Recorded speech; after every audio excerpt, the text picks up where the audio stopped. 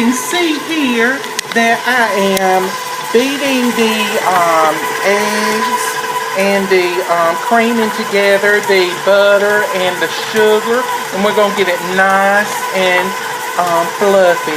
I'm sorry, my camera girl Jen couldn't be here today to help me, so I'm doing this from the iPad. Now, once we get this light and fluffy, we'll want to add our eggs, 2 of them, one at a time, and incorporate them very well. We always want to be careful once we add that flour to it that we don't mix it too much, because we might end up with a tough bread or cake. Let me grab the bananas and the strawberries and I'll be right back.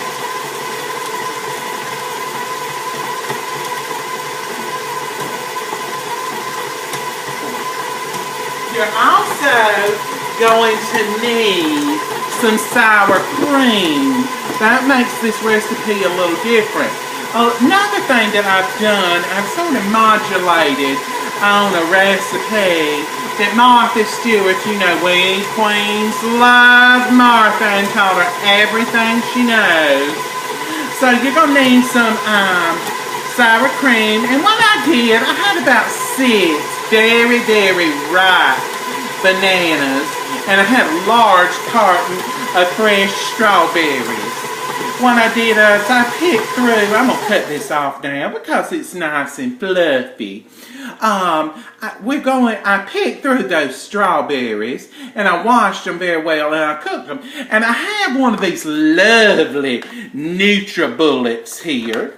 And I decided that I would just puree my bananas and my strawberries together. I really don't know how this is going to turn out. This is somewhat of a science experiment, but we'll see. I'm sure we'll get through it. We'll modify things until we get it just right. Okay, so let's add that first egg in here and incorporate it.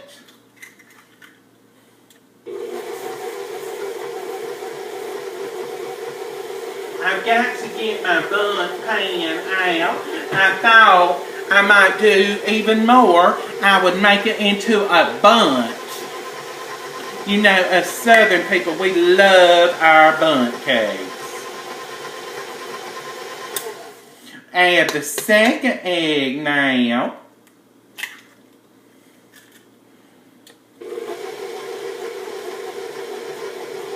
And we're just going to incorporate that in. I'll give it a little speed. Come on, cowgirl, giddy up.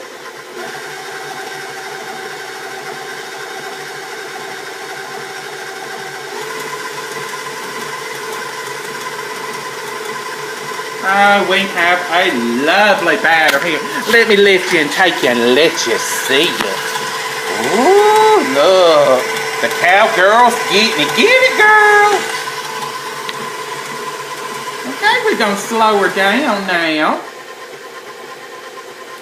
Now, I want us, we've got a bowl here, and I've got 1½ cups of all-purpose flour. Now, there's only one type of flour that I buy at the grocery, at my local Publix. And that would be, what's that damn man's name? King Arthur. King Arthur flour is the only kind you need. Right here, I have a teaspoon of baking soda. We're going to add that to the flour. I always use pink Himalayan salt. And we're going to add about a teaspoon of that to this mixture as well. And we'll take our little whisk and we'll whisk that together before we add it to the wet ingredients.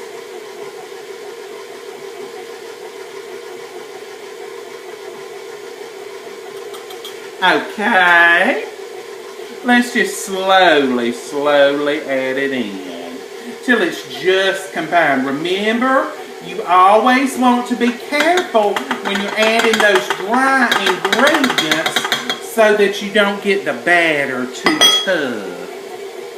While that's incorporating, we're going to get our sour cream together, and we're going to need a half a cup of sour cream. A half a cup. And I've got some Breakstones right here. They're a very good brand, and I've used it several times. Let's cut the girl off. She's mixed that flour very, very well. We'll scrape down those edges in a moment. I've got lovely sour cream right into the measuring cup. A lot of times if I wasn't doing this on the World Wide Web, I would just put a big old dollop in there because I can sort of eyeball it. Okay, and we're going to get that in the old girl. And then I think I'll add a little bit more. Oh yes, about another spoonful. Yum, yum. Yes. And another. Just can't get too much of that goodness there. Alrighty. Now, we want to start with adding this 1 cup. I have some pureed bananas and strawberries here, and I'm just going to stir them together. It's a pretty pink color. I think this will be very delicious, and you won't have any chunks of fruit in there. No, we don't want chunks of fruit in our bread. So, let's measure out a cup here. We'll get us a nice little measuring cup right here. One of these nice old-timey Pyrex ones. I just don't think you can have a kitchen without some Pyrex. Okay, and we're going to add some of our delicious puree. About a cup worth in there. We're trying not to make a mess in Biff's kitchen. Okay, we're going to add that to our mixture. We probably need us a handy-dandy spatula at this time so we can get all the goodness out of that Pyrex measuring cup. And we'll let the cowgirl down off her saddle just a minute. Okay.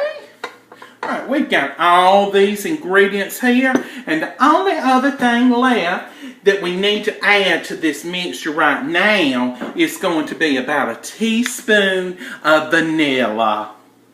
Let me find them. Okay, I've got some vanilla here. Yum! Woo! That's going to just make it so good. And I've got a lot of this puree mix. I may even make some loaves and take to my neighbors. Okay, let's put the cowgirl back on her saddle now and cut her back on, beginning slow. Now that we got it all incorporated, we're going to have a nice pink color batter. Let it just incorporate, and then we'll take her off her saddle again and we'll mix it down and wipe down the sides. Okay, let's do that. Okay, we may need to take that paddle attachment that we have on there and just take it off, and let's take our bowl and just wipe down these sides really, really good. Biff wants to get all the goodness in the pan. Now, to my friends in Macon, Georgia, this would be a wonderful recipe, as I know you all have just celebrated the Cherry Blossom Festival there, and everything is pink in Macon. We do love, I've had some wonderful times with my friends there. It's just a lovely city. And it's all downtown. Mr. Ficklin, he did a good day's work when he planted those cherry trees like George Washington. Okay, we're going to get all this mixed up. And I've got those sides wiped down. And I'm going to put it back on the cowgirl for just a moment. I'm going to pause the video for just a second. I need to grab a pan from out in my pantry. And we're going to mix that up just one more time. And I'm going to grab that pan and I'll be right back.